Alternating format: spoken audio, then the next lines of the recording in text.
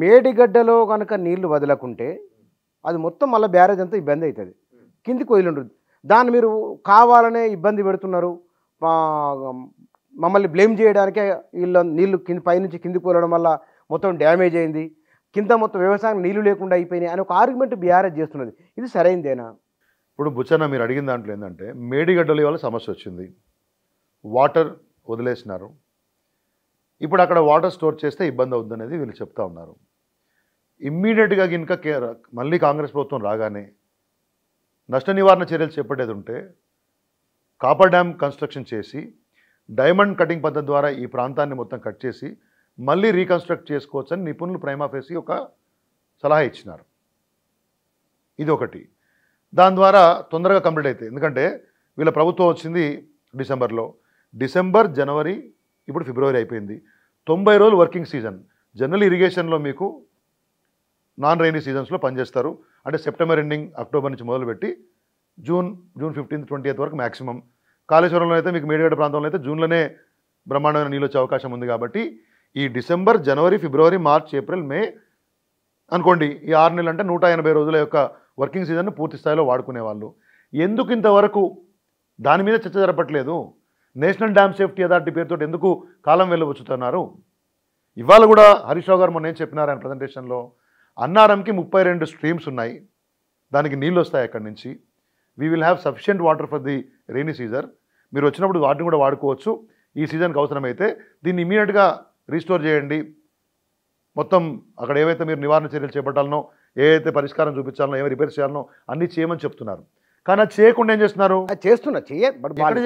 జరుగుతున్నాయి. మేము పోయించిన మొన్న మేడిగడ్డకి అక్టోబర్ 15వ తారీఖు 20 ఏదైతే ఇబ్బంది వచ్చిందో ఆ రోజు నుంచి ఇవాళ వరకు ఏం యథాతథ స్థితి ఉంది. ముఖ్యమంత్రి గారు పోయొచ్చినారు అనుకోండి. అంటే రెండు అంశాలు ఉన్నాయి. ఒకటి, ఎల్ఎన్టీ సంస్థకు మొత్తం పని పూర్తయింది, ఫైనల్ ఎంబీ ఇచ్చిరంటే ఎంబీలు లేవట వాళ్ళ దగ్గర. నేను చూడండి దాంట్లో వచ్చింది. అంటే మెజర్మెంట్ బుక్కే లేనప్పుడు ఒక అక్షరదోషం పడిందట. 1,00,000 కోట్ల ప్రాజెక్టుకు డీటీపీ చేసేటప్పుడు అక్షరదోషం పడొచ్చునా? అది నిర్లక్ష్యం అనాలా? దాన్ని ఏమనాలి? నేనేమంటున్నా, ఒకటి గుర్తుపెట్టుకోండి. Basically how the structure is, ఆ ప్రాజెక్టులో defect liability period, total completion certificate ఇచ్చిన తర్వాత ఒక 2 years 3 years whatever agreement is there, generally 2 years ఉంటుంది. ఆ డిఫెక్ట్ లయబిలిటీ పీరియడ్లో ఏం సమస్యలు వచ్చినా సంబంధిత ఏజెన్సీ దాన్ని రీస్టోర్ చేయాలా, అది అగ్రిమెంటు. అప్పుడు ఇంజనీర్లు ఏం చెప్పినారు, మేము కంప్లీట్గా ఇవ్వలేదు, ఎల్ఎన్టీఏ చేయాలని చెప్పినారు. లేదు మేము చేసేది లేదు, డబ్బులు ఇవ్వమని ఎల్ఎన్టీ అంటుంది. 400 crores 460 crores అంచనా వేసి ఇచ్చారు వాళ్ళు, కాపర్ డ్యాము కార్ఖానా కలిసి. మనం 1,00,000 కోట్లు పెట్టి ప్రాజెక్ట్ పెట్టినామని చెప్తున్నారు కదా.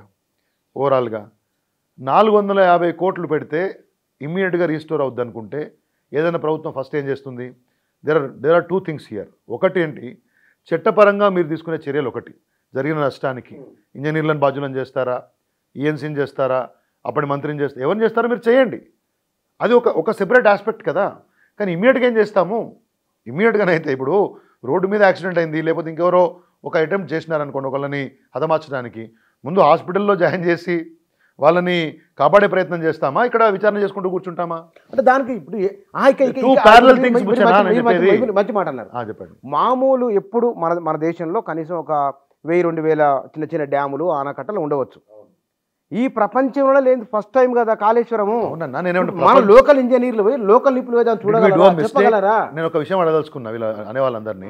ఇదే ప్రశ్న అనేది. ప్రపంచం మెచ్చేటటువంటి ఒక world largest lift irrigation project కట్టి, ఇన్ని రిజర్వాయర్లు ఏర్పాటు చేసి, ఇంత స్ట్రాంగ్ కెనాల్ సిస్టమ్ ఏర్పాటు చేసి 36 లక్షల ఎకరాలకు మొత్తంగా స్థిరీకరణ కొత్త ఆయకట్టు కలిపి ఓ బ్రహ్మాండమైన ప్రాజెక్టు, హైదరాబాద్ నగరానికి ఎప్పటికీ తాగునీరు సమస్య లేకుండా 100 ఏళ్ల పాటు తెలంగాణ నీటి కోసం ఎక్కడ ఇబ్బంది పడనటువంటి ఒక వ్యవస్థను ఏర్పాటు చేయడం నేరమా? ఏర్పాటు చేస్తే దాంట్లో ఒక చిన్న portion, small portion, I'm saying 4% of total ఇన్వెస్ట్మెంట్లో కూడా ఒక పోర్షనే దాంట్లో ఇబ్బంది వస్తే, if I really have to calculate 450 crores in 1 lakh crores, what is that? చేయొచ్చు. ఎందుకంటే మొత్తంగా అన్ని పోయినట్టు మాట్లాడడం ఏంటంటే సాంకేతిక అంశాల్లో ఇబ్బందులు రావడం అనేది quite common. That will be restored world over. కానీ కౌంటర్ ఆర్గ్యుమెంట్ చేయడంలో బీఆర్ఎస్ సెట్ బ్యాక్ అవుతున్నారు. ఎందుకు సెట్ బ్యాక్ ఇవ్వలేకపోతున్నారు సమాధానం?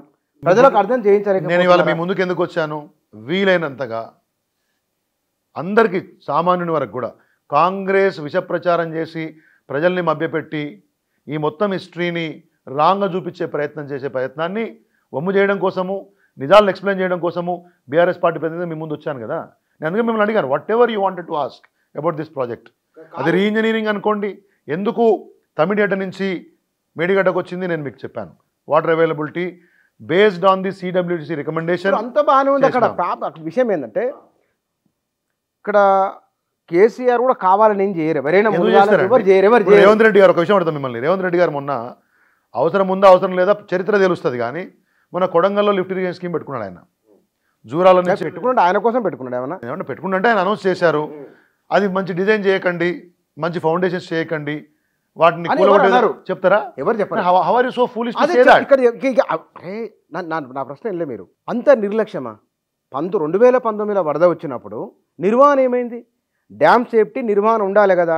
ఆ నిర్వహణ ఎవరు చేస్తున్నారు? అసలు వాళ్ళు ఏం చేసిండ్రు అనేది ఆ కింది స్థాయి నుంచి ఏఈ నుంచి ఈఎన్సీ వరకు మొత్తం నిర్లక్ష్యం ఉంది అనేది వాళ్ళ విస్తృతంగా పత్రికల్లో వచ్చింది. నేను ఏమంటున్నా 2022లో అని చెప్పారు, the highest flood in Godavari in that particular area. ఒక రోజులోనే 28.5 lakh క్యూసెక్స్ అక్కడి నుంచి పోయింది వాటర్.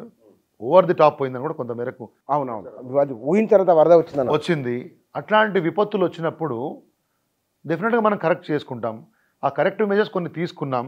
సబ్సీక్వెంట్లీ మొన్న ఈ యొక్క ఉపద్రవం వచ్చింది, దాన్ని కరెక్ట్ చేస్తామా, ఆ రోజున్న ప్రభుత్వాన్ని నిందించుకుంటూ కూర్చుంటామా అని అడుగుతున్నాను. నేను నా ప్రశ్నకు సమాధానం చెప్పట్లేదు. మీరు నిర్లక్ష్యం ఏమైంది? ఆ నిర్లక్ష్యం ఎందుకు అంత?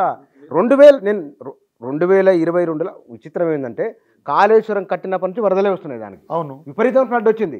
2019లో ఆఫ్రాన్ మొత్తం ఎగిరిపోయిందట, అది మొదలు. తర్వాత చెప్పండి ఎగిరిపోయిందట. మరి నిర్మాణ చూసే వాళ్ళు చూసి చెప్పాలి కదా, పైన గవర్నమెంట్కి పైదాకా. ఆఫ్రాన్ మొత్తంగా కూడా ఎగిరిపోతే దాన్ని రీస్టోర్ చేయకుండా ఏ ఇంజనీర్ ఉండడు, దట్ వాజ్ రీస్టోర్డ్. ఇనిషియల్గా ప్రాజెక్ట్ ఎప్పుడైతే కమిషన్ అవుతుందో ఫస్ట్ 1 year 2 yearsలో వేరియస్ కాంపోనెంట్స్లో కానీ ఓవరాల్ స్ట్రక్చర్లు అక్కడక్కడ ఇబ్బందులు వస్తుంటాయి, వాటిని రెగ్యులర్గా అరెస్ట్ చేస్తూ వస్తూ ఉంటారు. ముందు ఆప్రాన్ మొత్తం ఉన్నటువంటి బ్లాక్స్ పోతే పెట్టలేదు, చేయలేదు, ప్రతోడు అడవి చూసినట్టు చెప్తా ఉన్నారు. It is not correct. Basically దాన్ని రీస్టోర్ చేసినారు. ఈవెన్ ఆఫ్టర్ దట్ ఆ రీస్టోరేషన్ తర్వాత కూడా పిఎస్లో ప్రాబ్లం వచ్చింది. ఆప్రాన్ దగ్గర వచ్చిందా? పిఎస్లో ప్రాబ్లం వచ్చింది బికాజ్ ఆఫ్ వేరియస్ ఇష్యూస్. అవి ఏంటనేది ఎన్డీఎస్ఏ రేపు పొద్దున పూర్తి స్థాయి దర్యాప్తు చేయనివ్వండి. మాకు కొంత అండర్స్టాండింగ్ బేసిక్గా ఇంజనీర్లు చెప్పేదాని మీద ఉన్నా కానీ వాళ్ళు రేపు పొద్దున విచారణ చేయబోతారు కాబట్టి విచారణ అంశాలు మనం మాట్లాడదాం. కానీ ఇక్కడ విషయము టెక్నికాలిటీ కాదు, విషయము తప్పు జరిగింది కాబట్టి రీస్టోర్ చేద్దామనే ఉద్దేశంతో జరగట్లేదు. ఈ తప్పునంతా కేసీఆర్ మీద నెట్టాలి. రేపు పొద్దున పార్లమెంట్లో కేసీఆర్ను దోషిగా చూపించి బీఆర్ఎస్కి వచ్చే సీట్లు ఏమైనా ఉంటే రానియకూడదు, ప్రజల్లో మరింత దోషిగా చేసి బీఆర్ఎస్ పార్టీని ఇంకా చిన్నగా చేయాలి అనే ఒక పద్ధతితోటి, ఒక అండర్స్టాండింగ్ తోటి ఒకవైపు కాంగ్రెసు మరోవైపు బీజేపీ మాడుతున్నారు.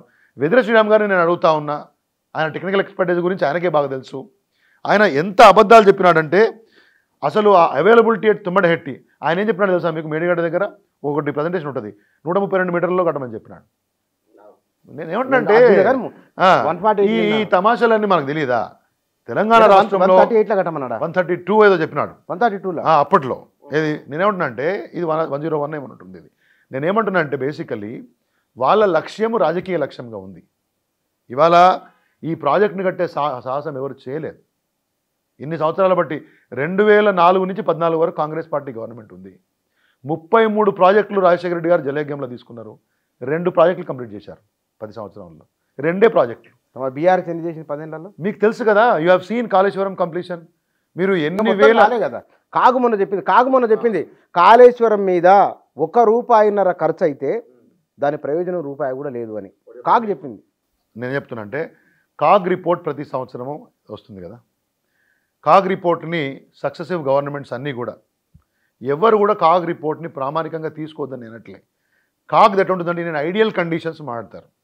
మనకి ఇంకా బజాజ్ బైక్ అమ్మినప్పుడు వాడు ఏం చెప్తాడు, 120 ఎన్ని కిలోమీటర్లు చెప్తారు, 70 80 చెప్తారు కదా. నేను ఐడియల్ కండిషన్స్లో ఇంత వేగం పోతే, ఇంత గాలి వేగం ఉంటే వాడు ఫ్యాక్టరీ కండిషన్లో చెప్తారు. సాధారణంగా మనం బయటికి వెళ్తే వచ్చే మైలేజ్ వేరేలాగా ఉంటుంది. కాగ్ ఎప్పుడు కూడా నాకున్న బేసిక్ అండర్స్టాండింగ్ ప్రకారం సాధారణ పరిస్థితుల్లో వేసేటువంటి లెక్కలు, ఎక్స్ట్రీమ్ కండిషన్స్లో వాళ్ళు ఎప్పుడు కూడా ఏ విషయాన్ని చర్చించారు. ప్రభుత్వాల యొక్క లక్ష్యం ఎప్పుడు కూడా ప్రజలకు సాగునీరు అందించాలా, తాగునీరు అందించాలా, కొన్నిసార్లు కాస్ట్ లెక్కకు రాదు. మీరు ఒక విషయం చెప్తాను, అంటే కాగులు మైనర్ ఇరిగేషన్లో 60-70 వేల రూపాయలు ఏదో హెక్టర్కి లెక్క పెడతారు. మొన్న నాకు తెలిసి దీనికి రేషియో తీసినప్పుడు జనరల్లీ కాస్ట్ బెనిఫిట్ రేషియో ఇక్కడ ఎంత ఉంది తెలుసా మీకు? Benefit to cost 1:1.87. రూపాయి ఖర్చు పెడితే ₹1.87 ఫలితంగా ఉంది. అరే మీరేసిన లెక్క మేము కాదు, వరల్డ్ ఓవర్ చేసే లెక్క పద్ధతి అది. మీరు ఎప్పుడు కూడా ఒరిజినల్ కాస్ట్ చూడరు. కాళేశ్వరంలో సార్ ఒకటి, you can never recover the original cost and immediate basis. మీరు ఒక ప్రాజెక్ట్ కట్టడం కోసం పెట్టినటువంటి మొత్తం ఖర్చు యొక్క ఇంట్రెస్ట్ అండ్ మెయింటెనెన్స్ కాస్ట్ని తీసుకొని దాని మీద బేస్ చేసుకొని లెక్క తీస్తారు. కానీ చాలామంది ప్రభుత్వాలు ఏం చేస్తున్నారు, 1,00,000 కోట్లు, ఇన్ని ఎకరాలు డివైడ్ అట్లా చేస్తారా? 100 ఏండ్లకు ఉంటుంది కదా ఇది, మరి అప్పుడు వచ్చే అవుట్పుట్ కాదా? Basically cost can never be seen.